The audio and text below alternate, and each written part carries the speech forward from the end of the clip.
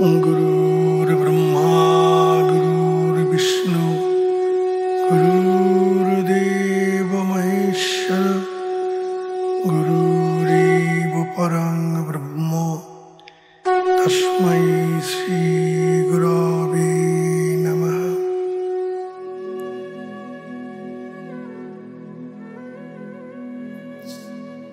परम করুণাময় গুরুদেবের নামে পাঠ শুরু করছি। সরল যোগ সাধন পাঠ করছি। এখন ষষ্ঠ পাঠ শুরু করছি। জয় গুরু, জয় যোগীরাজ। দিক বাতর্ক প্রচেতশ্রী অর্থাৎ তৎসহিত তত্রাদি জ্ঞানেন্দ্রিয় যথাক্রমে দিক, বায়ু, সূর্য, বরুণ ও অশ্বিনী কুমার অধিদেবতা উৎপন্ন হয়েছে। এই সকল তত্ত্বের ব্যষ্টিভাবে অর্থাৎ প্রত্যেক তত্ত্বের গুণানুসারে এক একটি জ্ঞানেন্দ্রিয় ও তাহার দেবতার উৎপন্ন হইয়াছে। আর পঞ্চতত্ত্বের শব্দ, স্পর্শ, রূপ, রস ও গন্ধ এই সমস্ত তন্মাত্রা মিলিত হইয়া অন্তঃকরণ হইয়াছে।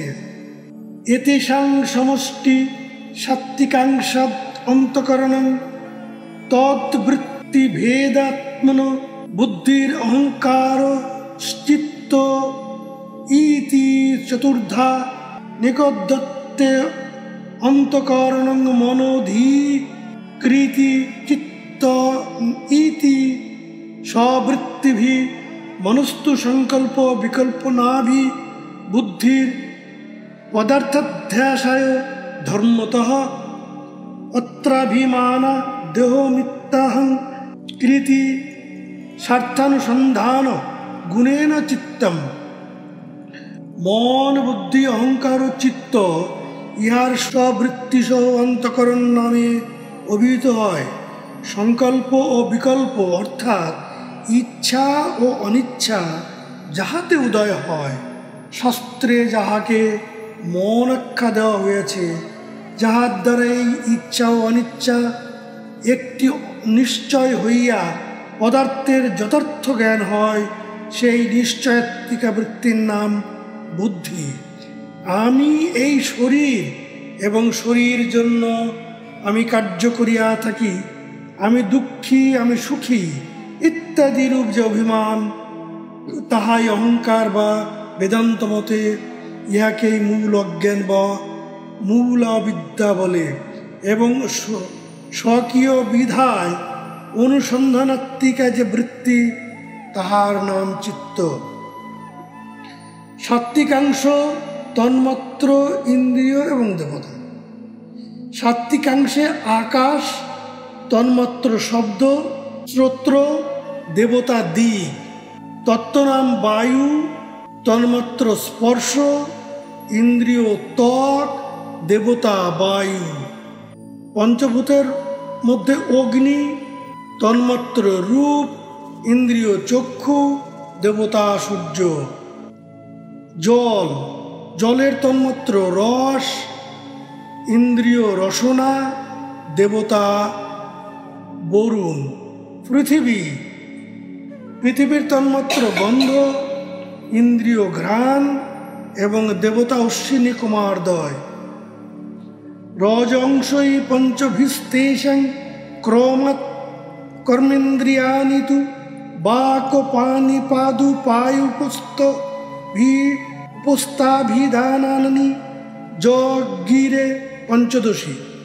আকাশস্য রাজসংসাদ ইন্দ্রিয় সম্ভূতং বায়োরাজসংসাদ পানিন্দ্রিয়ং সম্ভূতং বহ্নে রাজসংসাদ পাদেন্দ্রিয় সম্ভূতং জলস্য রাজসংসাদ পায়ুরিন্দ্রিয়ং সম্ভূতং পৃথ্বীরাজসংসাদ উপস্থেন্দ্রিয়ং সম্ভূতং এতেষাং সমষ্টি রাজসংসাদ প্রাণপঞ্চকং সম্ভূতং।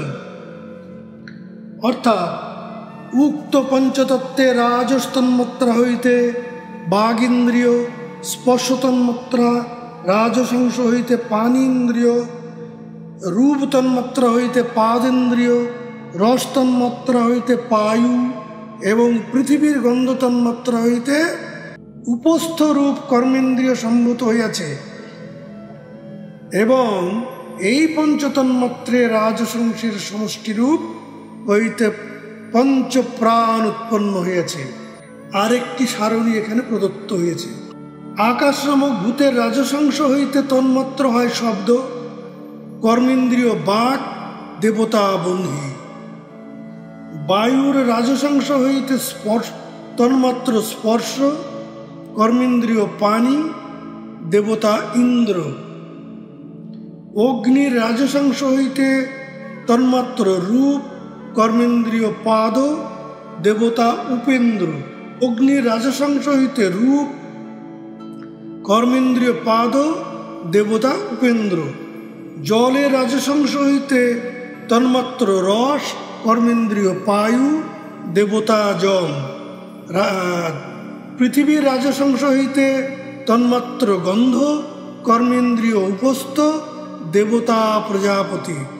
প্রাণ, অপান, সমান, উদান, ব্যান, সূর্য, চন্দ্র, অগ্নি। তামসা অহংকার উৎপন্ন মহাভূত পাদন কারণং শব্দস্পর্শ রূপরস গন্ধ স্তদ আশ্রয় দ্রব্যানি চ। শঙ্খভাষ্য। ইন্দ্রিয় মহাভূতের উপাদান অর্থাৎ শব্দ, স্পর্শ, রূপ, রস, গন্ধ এই পঞ্চতন্মাত্রার তামস অংশ হইতে ইন্দ্রিয়গ্রাহ্য স্থূল দ্রব্যসমূহ উৎপন্ন হইয়াছে। বস্তুত তন্মাত্রা বলিলে সাধারণ পাঠকগণ সহজেই কিছু বুঝিতে পারেন না। সৃষ্টির প্রথমে উপাদান কারণ শব্দ, স্পর্শ, রূপ, রস ও গন্ধ এই পঞ্চতন্মাত্রার উৎপন্ন হয়। তন্মাত্রা অর্থাৎ সূক্ষ্মভূত। সাংখ্যবাদীগণ ইহাকে তন্মাত্রা, বেদান্তবাদীগণ অপুঞ্চীকৃত মহাভূত এবং বৈশেষিকগণ পরমাণু পুঞ্জ বলেন ও নিত্য বলিয়া স্বীকার করিয়া থাকেন। কিন্তু বেদান্ত সাংখ্যমতে তন্মাত্রা পরিণামী ও অনিত্য। এ স্থানে তন্মাত্রা বলিলে পরমাণু সমূহ জানিতে হইবে। পরমাণুপুঞ্জের বিশেষ বিবরণ প্রাণ শক্তি বর্ণনাকালে আলোচনা করা হইবে। পঞ্চ প্রাণ মনোবুদ্ধি দশেন্দ্রিয় সমন্বিতং অপুঞ্চীকৃত ভূতস্থং সূক্ষ্মাঙ্গং ভাগ সাধারণ। প্রাণাদি পঞ্চবায়ু, শ্রোতাদি পঞ্চ জ্ঞানেন্দ্রিয়, বাগাদি পঞ্চকর্মেন্দ্রিয় ও মনোবুদ্ধি এই সপ্তদশ অপুঞ্চীকৃত তত্ত্ব হইতে স্থূল বিষয়ের সুখ দুঃখ ভোগের সাধন অর্থাৎ যাহার দ্বারা সুখ দুঃখের অনুভব হয় বাসনাময় সূক্ষ্ম শরীর বা লিঙ্গ শরীর উৎপন্ন হইয়াছে। মন, বুদ্ধি ও প্রাণ স্বভাবত সূক্ষ্ম চক্ষু কর্ণাদি জ্ঞানেন্দ্রিয়, হস্তপাদাদি কর্মেন্দ্রিয় ইহারা প্রত্যক্ষ স্থূল শরীরের আশ্রিত। স্থূল বিষয় গ্রাহক এইরূপ স্থলে ইহাদিগকে সূক্ষ্মতত্ত্ব কি কারণে বলা যায়, অর্থাৎ সূক্ষ্ম দেহাশ্রিত কিরূপে হইয়া থাকে। ইন্দ্রিয়গণ স্ব স্ব বিষয় ভোগ করিয়া থাকে, তবে কিরূপে তাহাদিগকে বিষয় ভোগের সাধন বলা যাইতে পারে? ইহার তাৎপর্য এই যে স্থূল শরীর আশ্রিত ইন্দ্রিয় তার সকল বস্তুত ইন্দ্রিয় নহে। ইন্দ্রিয়গণ অতি সূক্ষ্ম ও অদৃশ্য। বিশেষ বিশেষ ইন্দ্রিয় দ্বারে বিশেষ রূপ যে জ্ঞান ও ক্রিয়াশক্তি বিদ্যমান আছে তাহাদিগকে ইন্দ্রিয় বলে। চত্র ছিদ্র তৎসম্বন্ধীয় নারী সমূহে শ্রবণ করিবার যে শক্তি তাহাই শ্রবণ ইন্দ্রিয়। চক্ষুর গোলকে তৎসম্বন্ধীয় নারী সমূহের দর্শন করিবার যে শক্তি তাহাই বস্তুত দর্শন ইন্দ্রিয়। এইরূপ সকল ইন্দ্রিয়ের স্থূল শরীর সম্বন্ধীয় যে শক্তি বিশেষ আছে তাহাই প্রকৃতপক্ষে ইন্দ্রিয় নামে অভিহিত। শাস্ত্রে সেই বিশেষ বিশেষ শক্তিগুলিকে ইন্দ্রিয়গণের দেবতা বলিয়া কথিত হয়।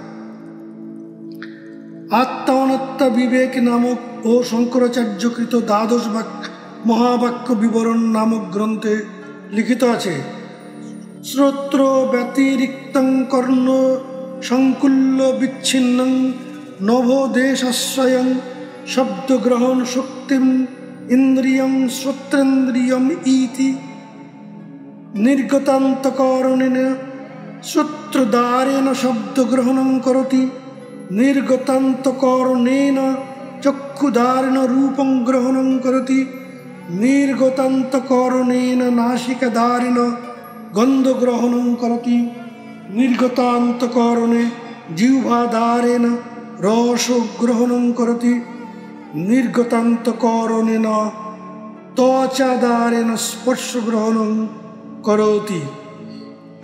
পঞ্চকর্মেন্দ্রিয় প্রেরকা মন বুদ্ধহংকার চিত্ত নিমিত্তান্ত করণং গুণ প্রকার ইত্যাদি। অর্থাৎ শ্রোত্রদ্বার হইতে ভিন্ন নবদেশাশ্রিত শব্দ গ্রহণ করিবার যে শক্তি কর্ণদ্বার অধিকার করিয়াছে, সেই শক্তি বিশেষী প্রকৃতি শ্রোত্রেন্দ্রিয়। অর্থাৎ কেবল শ্রোত্রেন্দ্রিয় নহে, সকল ইন্দ্রিয়ের স্ব বিষয় গ্রহণ করিবার শক্তিগুলিকে তাহাদের দেবতা বা ইন্দ্রিয় কহা যায়। যে শক্তি বহির্মুখ গতিতে অন্তঃকরণ সহ শ্রোত্রদ্বার দিয়া শব্দ গ্রহণ করিয়া থাকে, যে শক্তি ঐরূপ চক্ষুদ্বার দিয়ে রূপ, নাসিকা দ্বার দিয়ে গন্ধ, জিহ্বা দ্বার দিয়া রস ও ত্বক দ্বার দিয়া স্পর্শ গ্রহণ করিয়া থাকে, ও হস্তপাদাদি কর্মেন্দ্রিয় যে শক্তি দ্বারা আদান প্রদান, গমন, ভোজনাদি কার্যোপযোগী হয়, সেই শক্তিগুলিকে শাস্ত্রে জ্ঞানেন্দ্রিয় ও কর্মেন্দ্রিয় নামে অভিহিত হয়। এবং মন, বুদ্ধি, অহংকার ও চিত্ত ইহাদের স্ববৃত্তি সকল যে শক্তি দ্বারা প্রেরিত হয়, সেই শক্তি বিশেষকেই অন্তরিন্দ্রিয় বা সাধনেন্দ্রিয় কহে। স্পর্শনং রসনং চৈব ঘ্রাণং চক্ষুশ্চ চত্রকং পঞ্চেন্দ্রিয়মিদং তত্ত্বং মনঃ সাধনম ইন্দ্রিয়ং। অর্থাৎ স্পর্শ, রসনা, ঘ্রাণ, চক্ষু, শ্রোত্র এই পঞ্চেন্দ্রিয় তত্ত্ব এবং মন তাহাদের সাধনেন্দ্রিয়। শ্রোত্রাদি পঞ্চজ্ঞানেন্দ্রিয় শক্তি, বাক, পানি আদি পঞ্চকর্মেন্দ্রিয় শক্তি, পঞ্চবিধ প্রাণ শক্তি ও মন, বুদ্ধি, সংকল্প, বিকল্পাত্মক এবং বুদ্ধির নিশ্চয় থেকে শক্তি, এই সপ্তদশ প্রকার শক্তি পূর্বলিখিত ইচ্ছা, জ্ঞান ও ক্রিয়া শক্তির অন্তর্গত। মনে প্রথম ইচ্ছা শক্তির উদয় হইয়া জ্ঞানেন্দ্রিয় শক্তিরূপে তাহা প্রতিবিম্বিত হইয়া থাকে, সেই জ্ঞান শক্তি কর্মেন্দ্রিয়র দ্বার আশ্রয় করত স্থূল কার্যে পরিণত হয়। বস্তুত মনই এই 10 বিধ প্রত্যেক ইন্দ্রিয় শক্তির সাধন স্বরূপ। কারণ মন সন্নিবিষ্ট না হইলে কোন ইন্দ্রিয় শক্তি কার্য করিতে সক্ষম হয় না। সেইরূপ বিশ্ব ব্রহ্মাণ্ডে যত সংখ্যক জীবদেহ হইয়াছে, অর্থাৎ লিঙ্গ শরীর আছে, তৎসমুদায়ের সন্ধিস্থল বা অভিমান চেতনাত্মাকে বেদান্ত শাস্ত্রে হিরণ্যগর্ভ কহে। প্রত্যেক জীবাত্মা বা লিঙ্গ শরীর অভিমানী আত্মা তৈজস নামে অভিহিত হয়। প্রাজ্ঞস্তত্রাভিমানেন তৈজস সত্যং প্রপদ্যতে হিরণ্যগর্ভম তাম ঈশ তয়োর্বেষ্টি সমষ্টিতা পঞ্চদশী। ইহার তাৎপর্য শুদ্ধ সত্য প্রদান প্রজ্ঞাত্মা ঈশ্বর সমস্ত লিঙ্গ শরীরের অভিমানী হইয়া হিরণ্যগর্ভ নামে অভিহিত হয়েন। আর প্রত্যেক জীবের লিঙ্গ শরীরে অভিমানী তৈজসত্মা নামে বেদান্তবাদীগণ আখ্যা দিয়া থাকেন। সূত্রে মূর্ণিগণা ইব, এক একটি মূর্ণি যেরূপ এক এক গাছি সূত্রে গ্রথিত থাকে, সেইরূপ অভিমান স্বরূপ সূত্রে এক একটি জীব অহংকার বা লিঙ্গ শরীর মূর্ণিবৎ গ্রথিত থাকে। সেই সমষ্টিরূপ অভিমানকে হিরণ্যগর্ভ বা সূত্রাত্মা কহে। আর মনিস্থানীয় জীব অহংকারযুক্ত সপ্তদশ ফলান্বিত লিঙ্গ শরীর বা অভিমানীকে তৈজস আত্মা কহে। জীবের লিঙ্গ শরীর যে অবস্থায় তৈজ সত্তা অহং অভিমানী হয়েন তাহাকে স্বপ্নাবস্থা কহে। জাগ্রত অবস্থায়াং যদৃষ্টং যশ্রুতং তজ্জনিত বানয়া নিদ্রা সময়ে যা প্রপঞ্চ প্রীতিতি সা স্বপ্নাবস্থা। সূক্ষ্ম শরীর স্বপ্নাভিমান আত্মা তৈজস ইত্যুচ্যতে। জাগ্রত অবস্থায় যে বিষয় দৃষ্ট বা শ্রুত হয় সেই বিষয় সকলের বাসনা দ্বারা নিদ্রা সময়ে যে প্রপঞ্চের প্রতীয়মান হয় তাহাকেই স্বপ্নাবস্থা কহে। এবং স্বপ্নাবস্থায় লিঙ্গ শরীরের অভিমানী অহংকারকে তৈজস আত্মা কহে। পূর্বে বলা হইয়াছে যে ইন্দ্রিয়গণের দ্বারে বা তৎসম্বন্ধীয় স্নায়ুমণ্ডলে বিষয় গ্রহণ করিবার যে শক্তি সন্নিবিষ্ট আছে সেই শক্তিসমূহকে ইন্দ্রিয় বলা হয়। যে অবস্থায় উক্ত শক্তিসমূহ স্থূল কার্যে পরিণত না হইয়া মন ও বুদ্ধি সহযোগে নিদ্রা সময়ে পূর্ব সংস্কার জন্য সূক্ষ্মভাবে কার্য করে তাহাই স্বপ্ন অবস্থা। আর যে সময়ে উক্ত শরীরগুলি স্নায়ুমণ্ডলে সূক্ষ্মভাবে কার্য করিয়া ইন্দ্রিয় দ্বার দিয়া স্থূলভাবে স্ব বিষয় গ্রহণ করিয়া থাকে তাহাই জাগ্রত অবস্থা, যাহা জীবের স্থূল শরীরের ভোগ হইয়া থাকে। পুঞ্জীকৃত পঞ্চমহাভূতৈ কৃতং সদাসৎ কর্মজন্যং সুখ দুঃখ ভোগায়তনং অস্তি জায়তে বর্ধতে বিপরীত মতে অপক্ষীয়তে বিনশ্যতি ইতি ষটভাব বিকারৈ যুক্তং যত্তৎ স্থূল শরীরম। শ্রোত্রাদি জ্ঞানেন্দ্রিয় শব্দাদি বিষয় জ্ঞায়ত ইতি যত্তৎ জাগ্রত অবস্থা এতৎ অবস্থাভিমান আত্মা বিশ্বেতু উচ্যতে। অর্থাৎ পঞ্চভূতের পুঞ্জীকৃত সদাসৎ কর্মের জন্য সুখ দুঃখের ভোগালয় স্বরূপ এবং স্থিতি উৎপন্ন বৃদ্ধি পরিণাম ক্ষীণ বিনাশ এই ষট প্রকার বিকারযুক্ত শরীরকে স্থূলদেহ কহে। এই স্থূলদেহের ভোক্তা জাগ্রত অবস্থা শ্রোত্রাদি ইন্দ্রিয়গণ যে অবস্থায় ইন্দ্রিয় দ্বার দিয়া স্ব বিষয় গ্রহণ করে তাহাই জাগ্রত অবস্থা।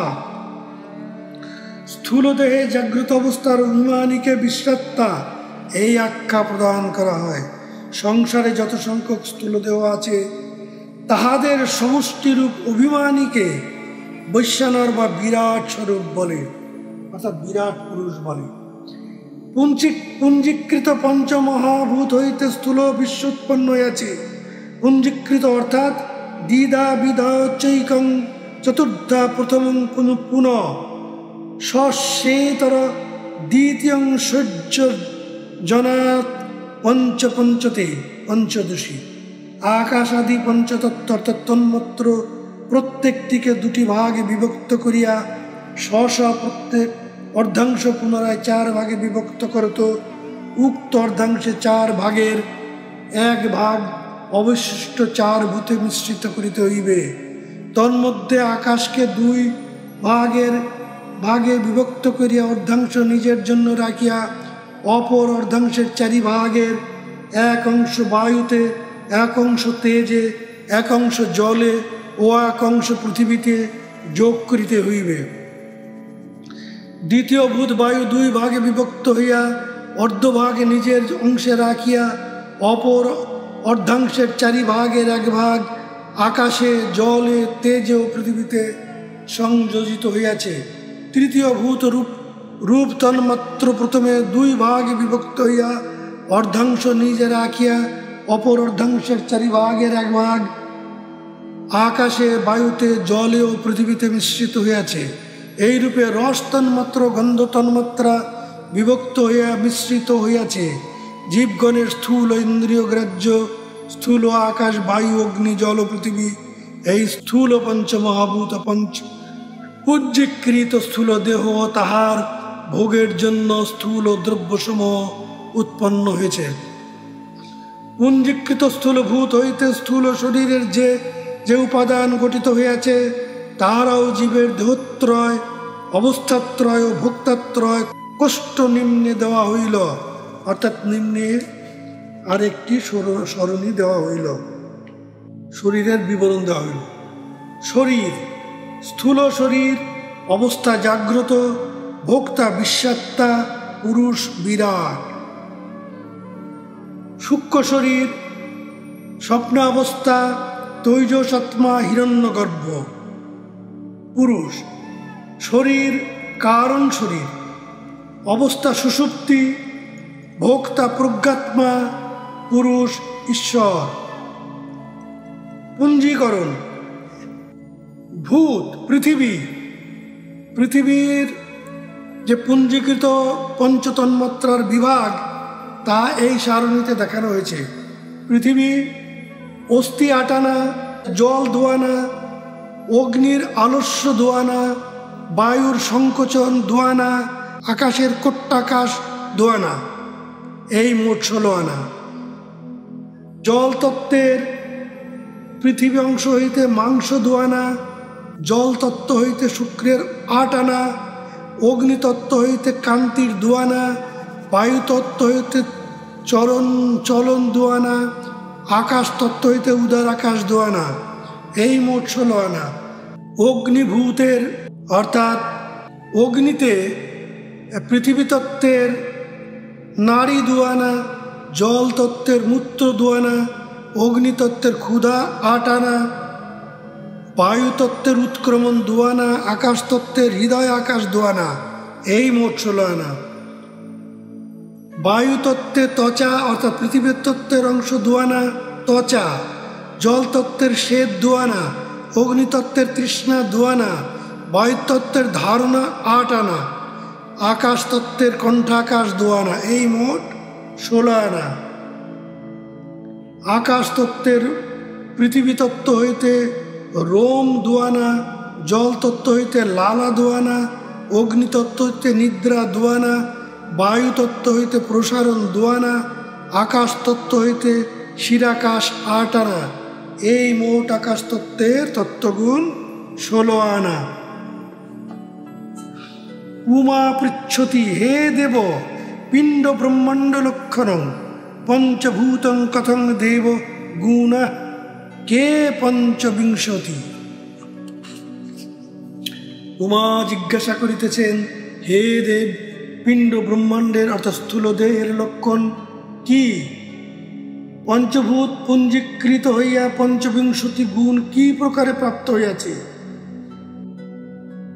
অস্থি মাংস নখঞ্চৈব ত্বগ লোমানি চ পঞ্চকং বৃত্তি পঞ্চগুণা প্রক্তা ব্রহ্মজ্ঞানেন ভাসতে শুক্র শোণিত মজ্জা চ মলমূত্রঞ্চ পঞ্চমং অপং পঞ্চগুণা প্রক্তা ব্রহ্মজ্ঞানেন ভাসতে নিদ্রা ক্ষুধা তৃষ্ণা চৈব কান্তির আলস্য পঞ্চমং তেজ পঞ্চগুণা প্রক্তা ব্রহ্মজ্ঞানেন ভাসতে ধারণং চলনং ক্ষেপং সংকোচং প্রসারেণ বায়ু পঞ্চগুণা প্রক্তা ব্রহ্মজ্ঞানেন ভাসতে কামং ক্রোধং তথা মোহং লজ্জা লোভঞ্চ পঞ্চমং নব পঞ্চগুণা প্রক্তা ব্রহ্মজ্ঞানেন ভাসতে। স্থূল শরীরের উপাদান অস্থি মাংস নখ। কোন কোন স্থানে নখের পরিবর্তে নাড়ি শব্দ উল্লেখ আছে? ত্বক ও লোম। পৃথিবী হইতে শুক্র শোণিত মজ্জা মল ও মূত্র। জল, জল হইতে নিদ্রা ক্ষুধা তৃষ্ণা কান্তি আলস্য। তেজ হইতে ধারণ চলন ক্ষেপণ সংকোচন ও প্রসারণ। বায়ু হইতে কাম ক্রোধ মোহ লজ্জা ও লোভ। আকাশ হইতে উৎপন্ন হইতেছে। এইরূপ পঞ্জীকৃত প্রণালীতে স্থূল দেহ ও স্থূল ইন্দ্রিয় গ্রাহ্য ক্ষিতি অপ্তেজ মরুত ও বোম পঞ্চভূত স্থূলভাবে অন্ডজ জরায়ুজ সেদোজ উদ্ভিজ এই 4 প্রকারের জীবের সুখ দুঃখের আলয় স্বরূপ স্থূল দেহ উৎপন্ন হইয়াছে। আর্য ঋষিগণ প্রথমে স্থূল শরীর তত্ত্ব অবগত হইয়াছিলেন, কারণ ব্রহ্মাণ্ডে যাহা কিছু দ্রব্য বা শক্তি বিদ্যমান আছে তৎসমুদায়ী মনুষ্য শরীরে বর্তমান। তাহারা শরীরে তত্ত্ব অন্তঃকরণের ভিন্ন ভিন্ন অবস্থা পরিজ্ঞাত হইয়া বিশ্ব সংসারের যাবতীয় শক্তি ও ভিন্ন ভিন্ন অবস্থা সম্বন্ধীয় জ্ঞান ঈশ্বরের সৃষ্টি কৌশল পরিজ্ঞাত হইয়াছিলেন।